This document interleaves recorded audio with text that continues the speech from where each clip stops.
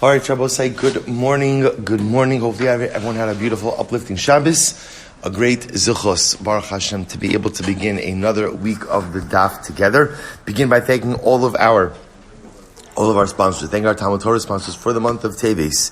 The Daf Yomi Shiur for dedicating all the Shir and Drushos this month in memory of Mr. Milton Marder, Mordechai Dovid ben Rephael HaKohen. To thank Shirley Elbaum Family for dedicating all the Shiurim and Drushos this month in commemoration of the yahrzeit of Gerald Elbaum, Yaakov Kopel ben R Avraham Menachem.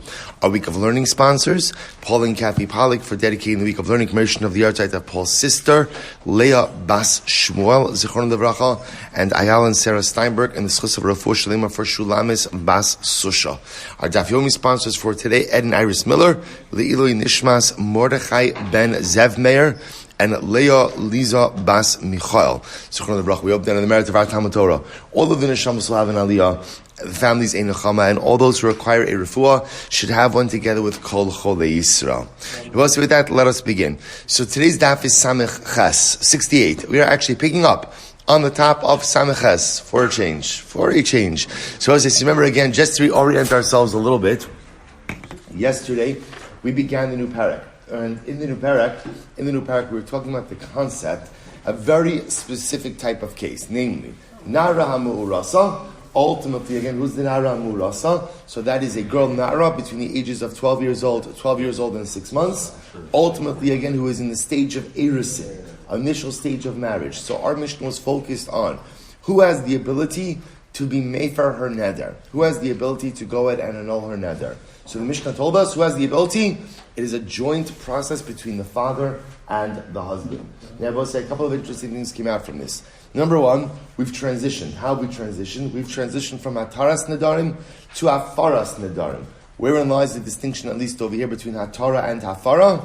Hatara requires a Pesach, right? Hafara does not require any kind of Pesach. In other words, they're all saying in these cases over here, where the father or the husband is going ahead, or I should say, the father and the husband are annulling the neder, there's no need for a Pesach. There's no need for charot. In fact, Rabbi said the fundamental distinction is Hatara is a vower-driven process. In other words, if I made a neder and I want Hataras Nedarim, it's on me.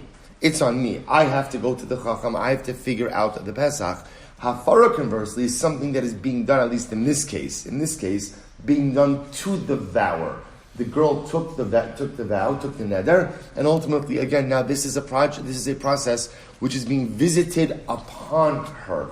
Whether she wants it or not is really, it's not bala'iyah, it's irrelevant. So let's say, she might say, I'm happy with the neder, I love the neder, I'm going to trust them to this neder, the neder and I are close, right? But lamaisa, again, it doesn't make a difference. If the father and husband choose to go ahead and annul it, it's annulled. Good. So we'll say, again, quick review, we are looking for the source for this concept. How do we know that a Nara HaMu'urasa, her father and her husband, have to be the ones who annul it? Yesterday's daf, we had the opinion of Rabbah. Rabbah learned it out from the pasuk of Vimayo Siyel Ish Unidare Aleha. We went through an entire process. So we'll say that brings us now to Samech Ches Amud Aleph. To be Rabbi Shmuel Tana. So we'll say to be Rabbi Shmuel, they had a different approach. Right? They had a different approach. Ultimately, again, for how to learn out this concept. Remember, we'll say what I want to point out over here is no one is disagreeing about the bottom line halacha, which is that for a Nara HaMu'urasa, her father and her husband must jointly annul the neder. We'll say, by the way, jointly how? What else jointly? Simultaneously. Right? So it's simultaneously jointly. In other words, even you can't say it can't be one after the other. It's got to be simultaneously jointly. Now, so nobody's arguing on that. The Rabbi Shmuel is just coming along and advancing another potential source for this halacha. So the Rabbi Shmuel Tara, bein ish leishto, bein av lebito. So also the Gemara quotes the pasuk. The pasuk in its entirety is Eila hachukim, asher tziva Hashem es Moshe. These are the laws that Hashem taught Moshe. Bein ish leishto, between a man and his wife. Bein av lebito, between a father and his daughter. Benu areha beis aviha, when she is a nara in her father's home. So what says the Rebbe Shmuel says, Mikan, from this pasuk we learn, L'nara mu'urasa shadi ubayla mefir nedaraha. From here we learn that for nara mu'urasa, her father and her brother jointly have the ability to annul her vow. Let's take a quick look at the Ran. So the Ran writes over here, now, how do you see this from the pasuk? Now, just before we even get into the Ran, what's interesting is how the pasuk reads. These are the laws that Hashem taught Moshe, right? Remember, again, regarding Nedarim. Bein ishle ishto, bein av lebito, benu areha beis aviha. So we'll say, if you pause, you see, if you're not learning this sugya, you would kind of just read this pasuk and say, okay, fine. But now that I'm learning this sugya, what do I see over here? I see bein ishle ishto, bein av lebito. When is there a situation where a husband and a wife have a connection, but a father and his daughter still have a connection? Benu areha, when she is a nara, hami'urasa, because in that case, she's married, but what? She's also a beis aviha. So we'll say it's a beautiful pasuk. It's actually a beautiful. We'll say it's one of those things where, like I said, you would if you would have read this pasuk 3 days ago, somebody would have asked you to say, "What's the meaning of the pasuk?" You would have said, "I don't know," right? But again, right? But Lamaisa, right? But Lamaisa, now that I see it in this context, I understand how did they Rabbi Shmuel, how Rabbi Shmuel is actually using this. Now look at the Ran. So the Ran says, top Ran on the left-hand side, to be Rabbi Shmuel, ben ishla ishto ben avlabito, mikalan ara murasa shavia ubayla mefir nedarah, the mashmalei de benara hamneurasa iri. They both say the pasuk must be talking about an ara murasa. Why? Midichsiv bahukra benuhara beisavia. So they both say, here's what's interesting is, in all seriousness, before you would see this Gemara, you would assume the Gemara is talking about different things. Ben ishla ishto is one case. Ben avla bito is a different case, and ben nuara beis aviha sounds like a third case. Tiberi Rishon's coming and saying, no, it's all one case. It's all one case. There's a case, ben ishla ishto, ben avla bito. So there's a girl who is married to someone, but she's still tethered to her father. Right? Furthermore, ben nuara, she's a nara, and therefore she's still beis aviha. What's the case when you put it all together? Umidisamach avla bito bahadi ish. Mashra da'av ubal mafir nedarim. So we'll say this is the case of Nara Me'urasa, and the pasuk itself, pretty explicitly. I'll say, by the way, this pasuk, Rabbi Shmuel's pasuk, is much more. The Rabbi Shmuel's pasuk is much more explicit than Rabbi's pasuk, teaching us ultimately again that for Nara Me'urasa, her father and her husband must jointly annul her neder. I will say, by the way, I just want to point out something interesting. As I was looking at the daf yesterday, in all of the new Gemaras, so if you notice, you have like in the margin, the Torah or Hashalim, right? So we'll say what that means is the Gemara quotes a part of a pasuk, and in the margin, the entire pasuk is quoted. So unless unless you're using an older version, unless you're using your chassan shas or something, right? Hey, so again, so Lamaisa, it's here, it's in the margin. Also, it struck me yesterday. This Gemara only makes sense. It's only the way to understand the Gemara is not from the part of the pasuk that's quoted, right? In other words, the way to understand the Gemara is from the rest of the pasuk that's not quoted, which is really fascinating because it tells us that when we learn Gemara, so the Gemara presupposes that we know Tanakh. I'll never forget when I was learning yeshiva. I was learning with Rav Ruvain Katz. Rav Ruvain Katz his father was Rav Michoel Katz, excuse me. His father was Rav Ruvain Katz, the Degel Ruvain, was a Talmud Mufak of Rav Isser Zalman Meltzer. So this is my Rebbe when I learned Chulin with him, and I never forget. It was old European Jew. So one time we were learning Gemara. The pasuk was Vikar lecha v'achalta mizivcho. Right, that was the pasuk. Right, so he turns and says, Silba, where's the pasuk? I said, it's on Chulin Daf, whatever it was. He got so angry. He quoted, he said, how are you ever, he didn't get angry, but how are you ever going to be a Talmud Chacham? He quoted Rashi that said, Makala miskashetes bechav dalit kishutin, af Talmud Chacham sarech liskashet bechav dalit sifrei Tanakh. Just like a kala used to wear 24 adornments, right? So to a Talmud Chacham has to adorn himself with the 24 Sfarim of Tanakh. He's Silber, you know that? I said, yeah, Rabbi, it's a Rashi. So yeah, what is it? What pasuk is it on? I don't know.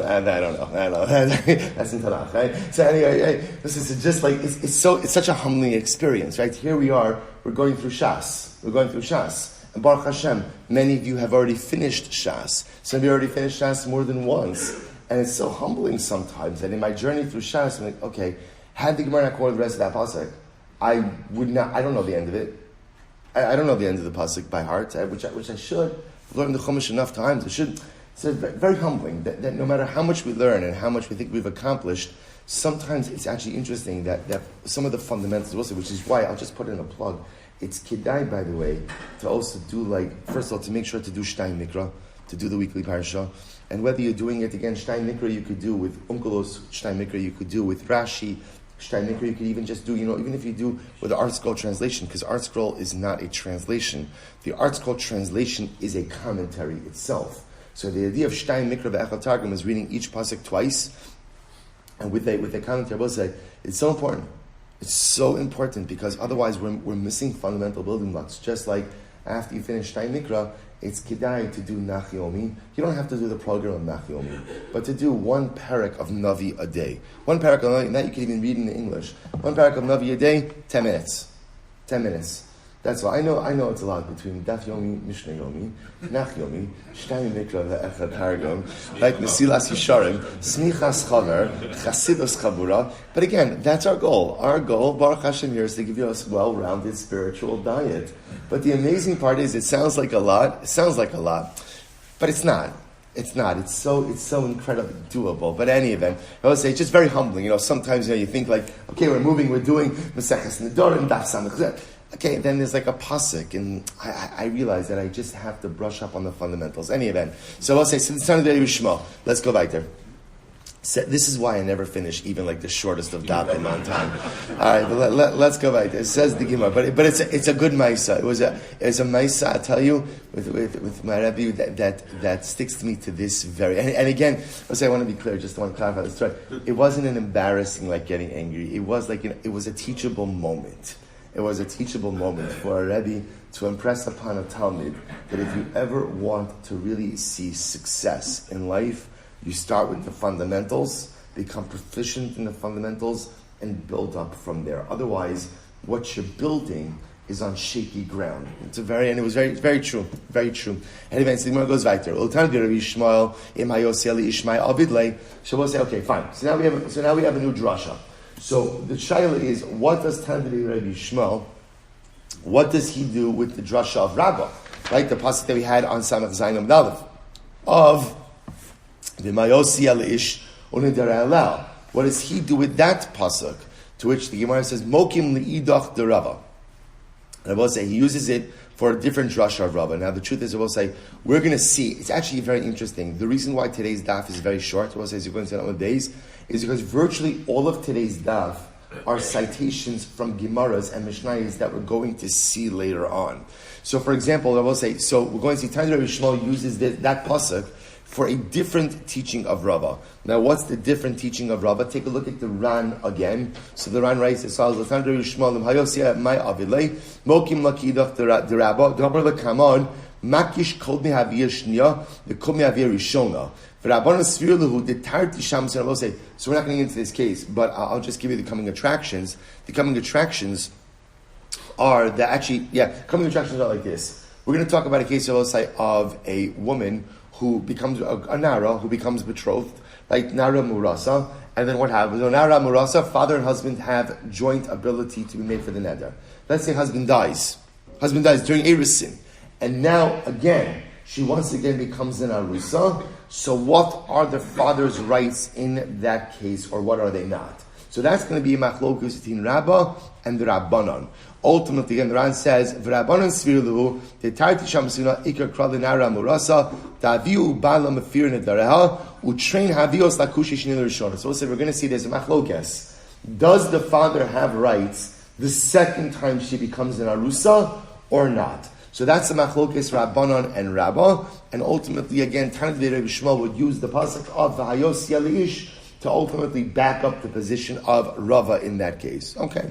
The Rava, Hi Detani Dvirav Shmuel, my Avidle. So we'll say now we're going to ask the reverse question. So what does Rava do with the pasuk that Dvirav Shmuel use? Right? Rava says, so Dvirav Shmuel used the pasuk bein ish leishto bein av lebito. What does Rava, who uses the pasuk of Vim Hayos Yel Ish to teach this halacha, what does he use the Dvirav Shmuel's pasuk for? To which the Gemara says, "Ma'avalei mibayilei lo omer shabal mefer nedarim shebeino lebeino." So this is actually very interesting. This we're going to get into. Again, I want to point out all of these sugyas. We're going to spend significant time on. They're all fascinating. I will say, in the context of a marriage itself, we know that a husband has the ability to annul his wife's vows. The shayla we're going to get into is what type of vows does he have the ability to annul? So Rava learns out from the pasuk of the Bei Rabbi Shmuel, Bein ish leishto, bein av lebito. What does that teach me? That what type of nedarim does a husband have the ability to annul? Nedarim that impact him and her.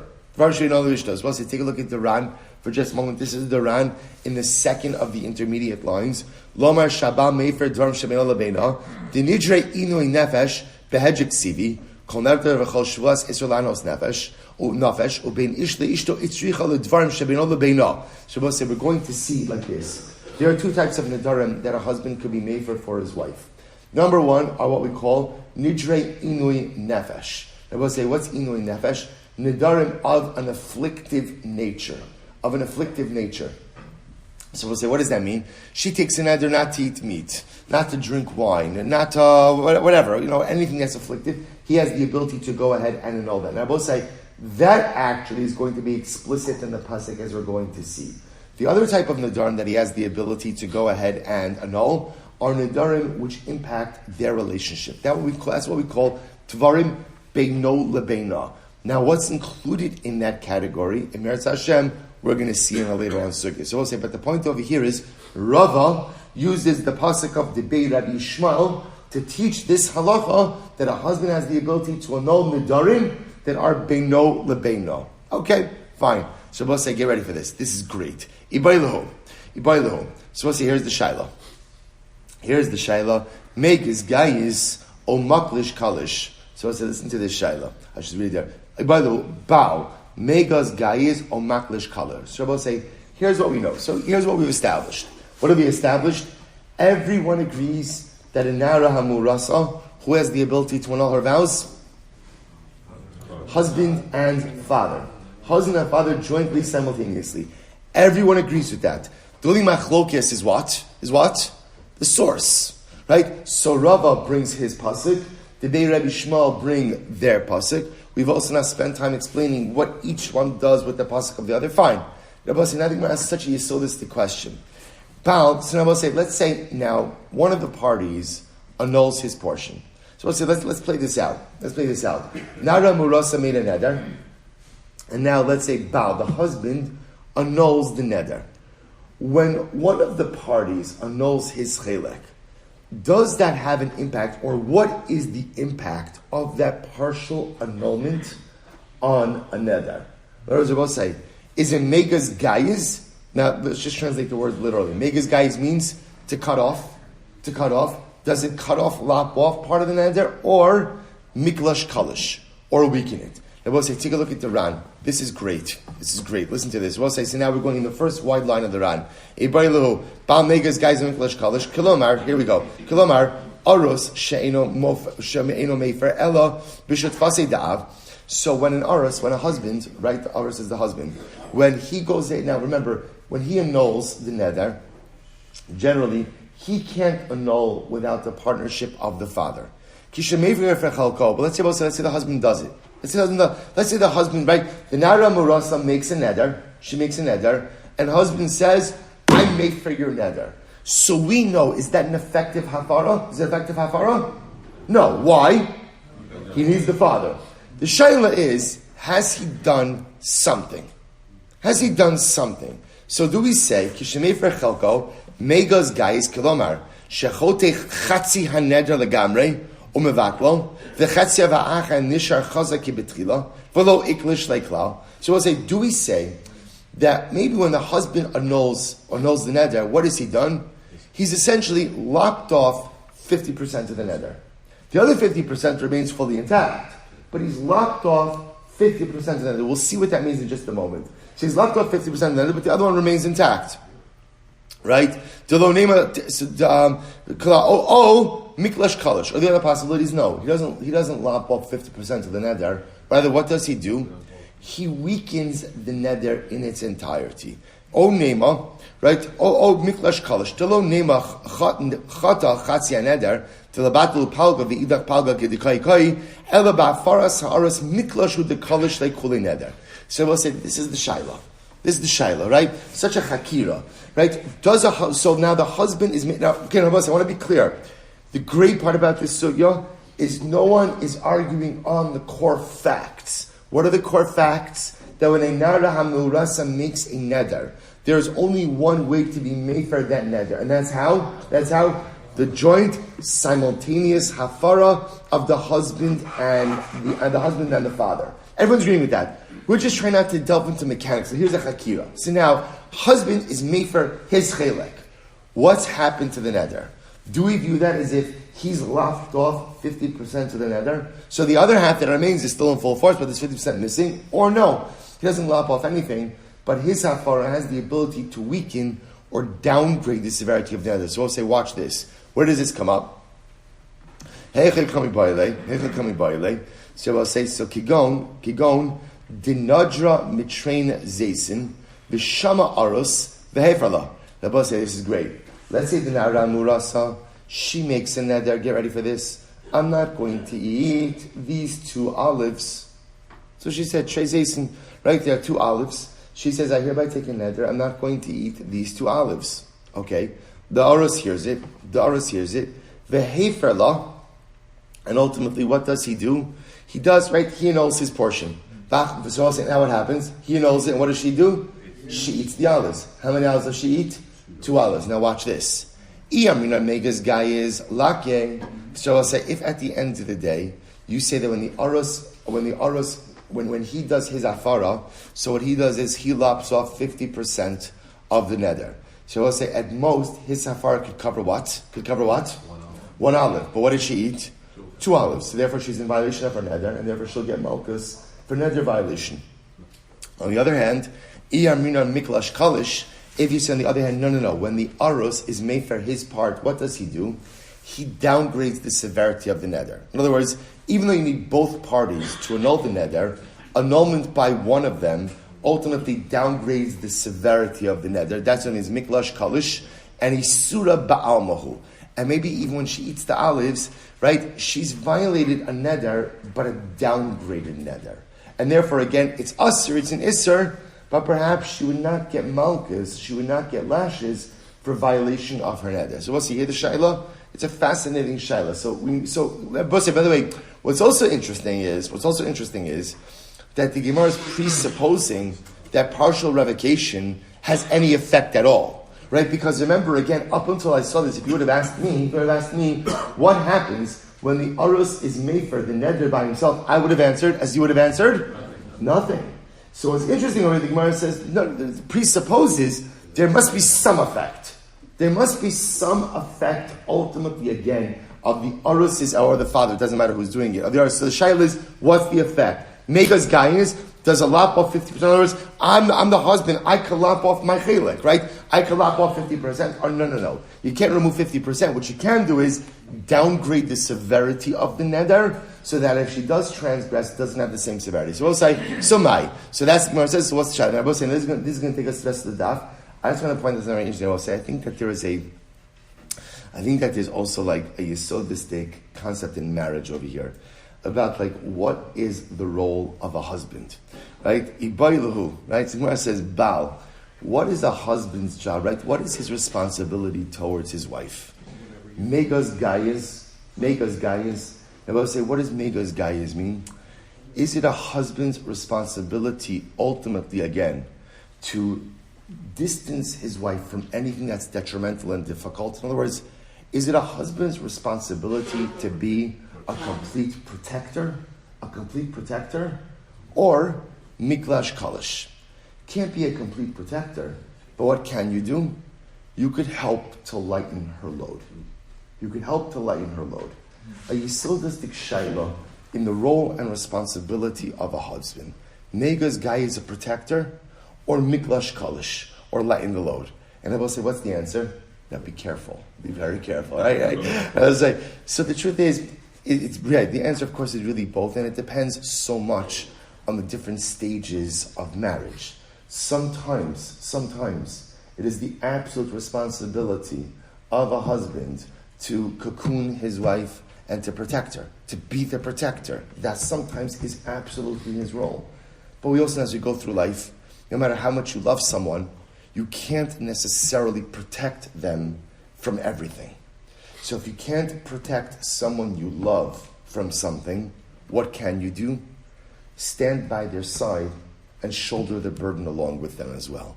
Miklash kalish. So we'll say it turns out that it's not really a shayla in marriage, but really ultimately it highlights the two dynamics in marriage. There's a time where my responsibility of a husband is megas gaius. I am going to be the protector. And I will make sure that I cut off anything that is going to harm my wife. I will step in, I will be assertive, and I will protect. But in those moments where, unfortunately, I can't protect and prevent those difficulties from affecting my spouse, miklash kalish. I will absolutely stand by her side, shoulder the burden with her, so as to make it a little bit lighter. Incredible. So we'll say, Mai. So now by Nedarim, what's the shayla? So we'll say, here we go. So we'll say, just want to give you coming attractions. Here's what we're about to do now. We'll say, we are going to go through a whole bunch of cases that are all a Mishnah on Daf Ayin. So we're going to learn all of these cases in greater depth in just a little bit. So today, we're going to do them a little bit superficially, just in order to go ahead and kind of get, and again, all these cases are being brought down to answer our question. Essentially, what is the effect of partial revocation? But you're going to both say, all of these cases are being brought down only to get us to the last case. Because it's the last case that has something to do with our question. The other ones really do not. So watch, here we go. So Tashma, Emasai Amru, when did we say Meis Habal Nisrok Nerishos La'av? So we'll say, when do we say that if the husband dies, that the rights of revocation yield back to the father? So we'll say, so these are all Nara HaMu'urasa cases. So we'll say, so what we're asking over here is like this. You have an Nara HaMu'urasa. Now we'll say, husband dies. So is there a situation in which once husband dies, full revocatory powers? Good word, no? No? It's only Sunday. Already making up new words on Sunday, right? It's going to be a good week, right? When do we say that if the husband dies, full revocatory... No, I don't think that's made up. I think that's legitimate. Right? Full revocatory powers ultimately go back to the husband, to the father, excuse me. So I'll say, when is that? So, when do we say that if the husband dies, full revocatory powers go back to the father? Listen to this. In a situation where the husband never heard about the neder before he died. Oh, sheshama v'shasak, or he heard about it and he was quiet. Oh, sheshama v'hefer, or ultimately again he heard about it and he was made for it. Umeis bo bayom, and he died that day. So just to understand what's happening over here in this case. Essentially, when do we say that if the husband dies, full revocatory powers go back to the father?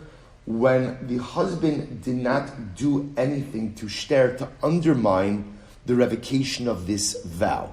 So watch what's happening over. So when did the husband die? Either one of three possibilities. Either he died ultimately again, he died, he never knew about the neder, right? Or he heard about the neder, but he was quiet. He heard about the neder and he revoked it on that day. Because just remember again, a husband's ability to go and revoke his wife's neder is only when? Biyom Sham'o, on the day that he heard it. So either he heard about it and he was quiet on that day, he heard about it and he annulled it on that day. So essentially what's happening over in this case is the husband didn't do anything to undermine the revocation of the neder. That's a case where if the husband dies, full revocatory powers go back to the father. So I will say, so take a look, by the way, at the last rush on the page. At the last tosas on the page. We're going to look at the Rush and Tosas. Let's start with the Rush on the right hand side of the page, right? All the way, mamish, last line, right? The Rush and the Tosas. So Rush first, right hand side. Nisrok neshus la'av kimo adam hamarek sakov v'nitan lechavero chamashe b'sakina bal nish arekon v'horish la'av kol zechus. So we'll say, so the Lashon, by the way, of nisrokna is like an emptying. The Rush is an emptying. The husband empties his rights into the sack of the father. Now look at Tosas. Last two lines. Techivin debal lo kiyim lo yafra av achar mosabal. Avalim shama v'kiyim bal o shama v'shasa komeis b'yom shela acharav davi akama and yachal afar. So let's say, so again, when does full revocatory powers go back to the father? Again, as long as the husband didn't do anything to affirm the neder. See, the husband didn't know about it, or he died on the day that it was made and didn't say anything, or on the day that he died, he heard it and he revoked it. So in all of those cases, as long as the husband didn't do anything to affirm the neder, then full revocatory powers go back to the father. Okay, on the base. Good. Next case. Aval. Here we go. Aval. Im shama habal v'kiyeh. But I will say, if the husband heard about the neder and he affirmed the neder, sheshama v'shasak, or he heard about it and he was quiet, umeis b'yom shela acharav. Now remember again, in this case, what happened? The husband heard about the neder. What did he do? Nothing. When did he die? The next day. Now I will say, what happens if a husband hears about his wife's neder and doesn't say anything for a day? It's automatic affirmation. So I will say, so these are cases where the husband heard about the neder and either actively affirmed it or passively affirmed it. In that case, when the husband dies, ultimately again, revocatory power does not go back to the father, and the father does not have the ability to revoke the vow.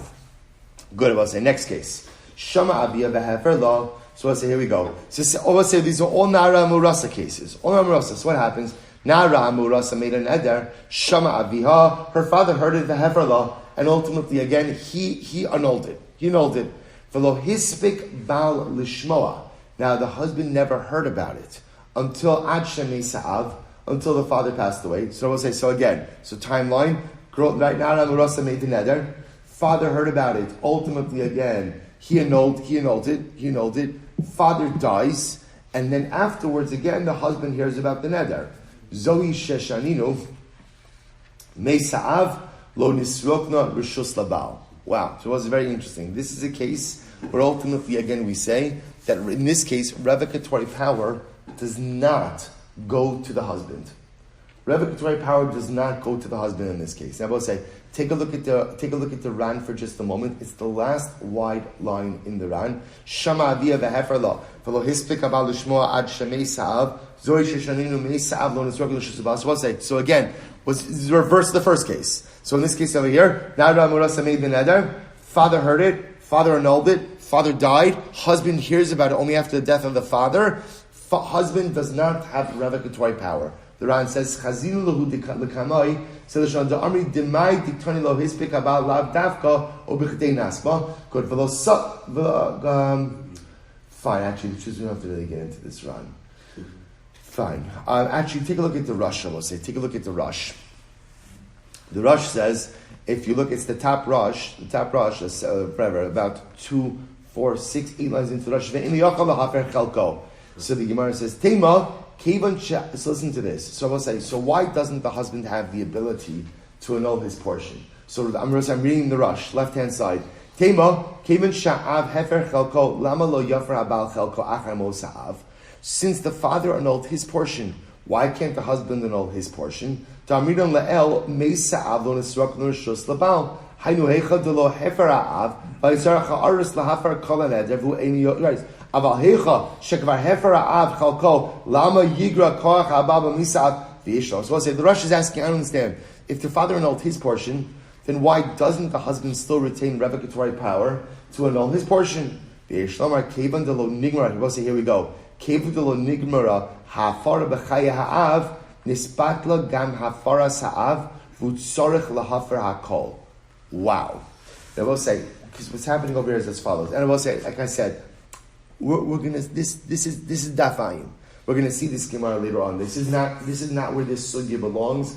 It's only brought here to answer our question. I just wanted to show you this. So we'll say, what the Rosh is suggesting is, when father dies, essentially, the whole hafara process is batal.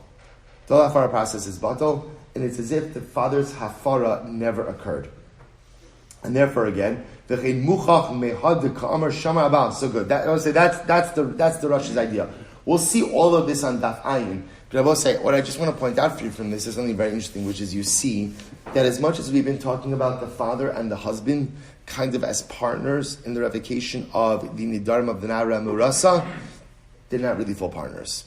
Right? They have very different roles, which is why you see that when the husband dies, full revocatory power goes back to the father, but yet ultimately again when the father dies, full revocatory power does not go to the husband, which is really quite interesting. Again, we'll discuss that distinction. Next case I will say, Shama Baila, the Hefela, supposed to say again, same case, Nara Murasa, husband died, husband heard that she made an eder, and what? He was made for it, he annulled it. Now I will say again, here's the case. Nara Murasa made the vow, husband heard it, husband annulled it, husband died. After husband dies, what happened? Father heard about it. Right? This is what we learned. Meis habal nisropna rishos ha'av. I will say, this is what we learned, that when the husband dies, ultimately what? Full revocatory power goes back to the father. Goes back to the father. Fine. Shama baila the heferla. So what's the next case? So again, right, Nara Marasa made the neder. Husband hears about it, annuls it. And I will say now the father never heard about it ultimately again, or didn't get a chance to hear about it before he died. So I will say, so again, timeline. Nara Marasa made the neder. Husband annulled it. Father died. But when did father die? Before ever having had the opportunity to hear about the neder. Ein habal yochel lahafer. Husband cannot go ahead and annul. Why? She'ein habal mefer ela b'shutfus. So we'll say, there it is. So we'll say, so that's pretty much like the principle. In other words, and again we'll say, we're going to have to understand why this is true, right? Right now we're outlining facts. And what we're outlining essentially, I will say, is father could go ahead and inherit, or father could go ahead and regain full revocatory power, right, upon the death of the husband. Husband cannot go ahead and gain full revocatory power upon the death of the father. Why? It's that last line. Because the only way a husband, I will say, remember again, there's a very specific case. Which husband is this? Which husband? Erisin. Right? An Erisin husband can only revoke vows and shutfus with the father. Good. Now I will say, here we go. Top of Samach Tes. Let's finish off the sugya. It's good, I will say, because the truth is, there's a cheshbon with everything, right? Because I will say, Tuesday is at Shabbat Teves, so I think we're starting what time? 5:45, I guess. Okay, good. Anyway, let's go back there. Shamavia, so I will say, here we go. Shamavia, her father heard the neder. So again, next case. Right now, Morasa made the neder. She made the neder. Shamavia v'hefer law, and ultimately again annulled the neder. V'lo hispik habal l'shmoa ad shemes. Okay, so we'll say now timeline. Nara Morasa made the neder. She made the neder. Then what happened? Father heard it. Father annulled it. Right. Ultimately, again, husband didn't get a chance. V'lo hispik habal l'shmoa ad shemes. Husband never even heard about the neder before he died. Husband died, right? Never heard about it. So what's the halacha? Choser ha'av umefer chelko shal baal. Father has the ability to go ahead and annul the portion of the husband. So we'll see interesting wording over here. Now, by the way, I just want to point out, these cases are not redundant. Right? Each of these cases has a nuanced difference, which we're going to see. But you see, I'm kind of making a little bit of a dash to the finish line of this, because I want to get to the resolution of the question we asked. So we'll say, so again, but we'll get into all of this. So in this case, just to be clear. So what happened? Nara Murasa made a neder. Father heard it. What did father do? Annulled it. Husband died without ever even having known about the neder. So now what does the Gemara say? Ultimately, father has the ability, mefer chelko shel baal. Interesting wording. Father has the ability to revoke the portion of the now deceased husband. Okay, here it is. Rabbi Nassan says, Hein divrei Beis Shammai. 1 second. This ability for the father to go ahead and revoke the portion of the now deceased husband, that's the opinion of Beis Shammai. That's the opinion of Beis Shammai. We'll say, take a quick look at the Ran. The Ran is on the left-hand side, about 4 lines into the short lines. Amar Rabbi Nosson, Heinen Divrei Beis Shammai, Dekasavri Diachal Av Lahaver, Bechia Gavna, Uba'afaras Chalko Shal Ba B'Lachud Sagi, Mishum Da'afar Da'av Kevan Delo Meis Lo Avat Lilei. So we'll say, so this is Beis Shammai, who says that the father has the ability to go ahead and annul the portion of the now deceased husband. However, Beis Hillel Omrim Ein Yochel Lahafer. Beis Hillel, on the other hand, says no, that halacha l'maisa, the father does not have the ability to go ahead and annul the portion of the now deceased husband. I will say, take a look at the next round for just a moment. Beis Hillel Ein Yochel Lahafer klal afilu chozer umefer chelko v'chile kabal. So we'll say, good. So now, what's the reason for this? So we'll say, fundamentally, Beis Shammai. So Beis Shammai Beis Hillel. So here we go. Now, Ramorasa made the vow. Father heard it. Right. Next step. Father annulled his portion. Next step. Husband died without ever hearing about the neder. Beis Shammai says, father could come and be mevatel the portion of the husband. Beis Hillel says, no, he can't. Get ready for what I will say. What's the machlokes? Here we go. Shmamina. Beis Shammai megas gayis. I will say, according to Beis Shammai, when you have partial revocation, what does partial revocation do? It lops off 50% of the neder. Lops off 50% of the neder. Beis Hillel miklash kayish. According to Beis Hillel, he holds that no, partial revocation, what does it do? It diminishes, it weakens neder. So we'll say, watch, let me say this outside, then we'll see inside out. This is so incredible. So watch this. Get ready, here it is. So according to Beis Shammai, let's play this out. Very exciting. So listen to this. Now Ramurasa makes the neder. Okay, here we go. Now Ramurasa makes the neder. Right, what happens? Father hears about it, is mevatel it, or mefer it. Okay? Husband died without ever hearing about the neder. According to Beis Shammai, I will say, what happens when father annulled his portion? What happened? Megas gayas. He lopped off 50% of the neder, which means that there is still 50% of the neder outstanding.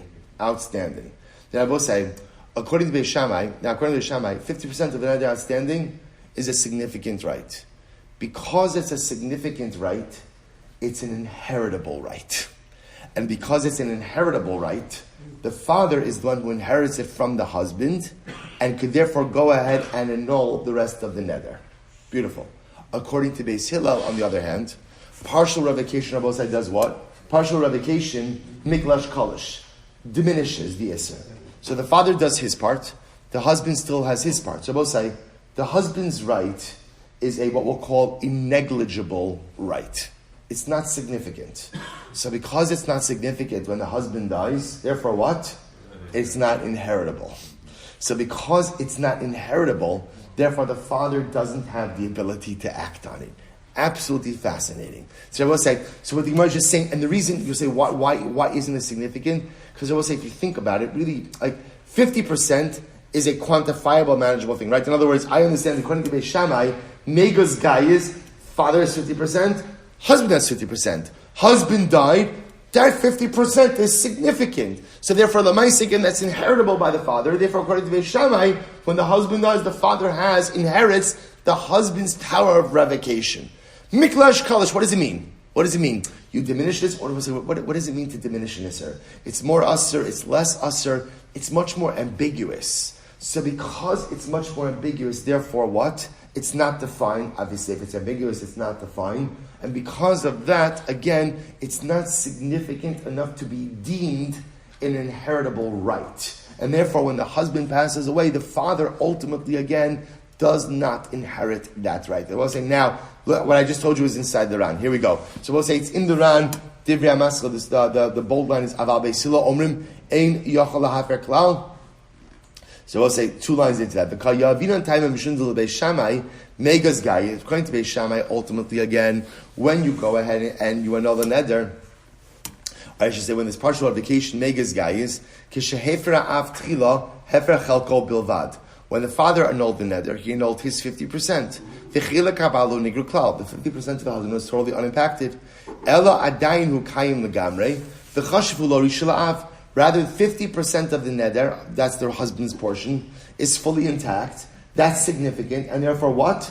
That is deemed an inheritable right. Beis Hillel, miklash kalish. According to Beis Hillel, on the other hand, ultimately what happens when there's partial revocation? It diminishes the isser. Miklash kalish. Kishefer av chelko, nigra chelko shabal. Ve'eno chashiv lo rishon la'av. When the father diminishes his portion, there's still a diminished isser left to the husband, for the husband, and ultimately, again, it's not chashiv enough, it's not important enough to be deemed an inheritable right. Dechevan da'avakati isei afara didei lo batlala v'akati nodra b'kilush takai. Dechevan dekalish leichalko shabal lo matzi mefer av. Shabbos says it's pretty incredible. So the Gemara wants to suggest, Shabbos says, so therefore again, now we've come full circle. Shabbos say, so what is the halacha? When there is partial revocation, so at the end of the day, what does partial revocation do? Is it miklash kalish? Or I should say, is it megas gayas? Does partial revocation lop off 50% of the neder? Or miklash kalish? Does it simply downgrade the isra of the neder? And what's the answer? Machlokes. Beis Shammai holds megas gayas, right? Beis Hillel holds ultimately again miklash kalish, to which the Gemara says shma mina. And I will say we're not going to do the halacha l'maisa on this because we're not finished with the sugya. There's still more to the sugya, but I will say I just want to point out now the one glaring question. I will say, what's the one glaring question with this? One glaring question is how does this stem with what we said before, right? Which is that halacha l'maisa we said that in order for a husband and a father to revoke the neder of the neder, what do you need? Joint simultaneity. So how does that stem? In other words, we'll say, so I don't understand even how the question gets off the ground. Right? What do you mean inheritable rights? The only way it works is if they do it jointly and simultaneously. So again, but that's what I'm not doing. I know how badly you want the Rambam. I see it on your face. But I'm sorry, sometimes you have to discipline with love, right? I'm sorry. I'm teaching you a little bit of restraint. You have to hold back. Okay, so let's say, so ultimately, again, we're gonna hold back on Rambam a little bit. But again, what I just want to point out is the miklas. So let's say here's the conclusion. So now the Gemara asks, what's the halacha, miklash kalish or megas guys when it's partial education? The answer is it's a machlokes Hashem v'Sal. So remember again, the machlokes only applies to the halacha. The hashkafa of bal megas gayis. Miklash kalish, being a type of spouse who's able to protect, but also, again, partner and shouldering load, that's not subject to dispute, I will say. That everybody agrees ultimately is necessary for a successful marriage. I will say, stop over here for today. Mesilas Yesharim. Let's happen.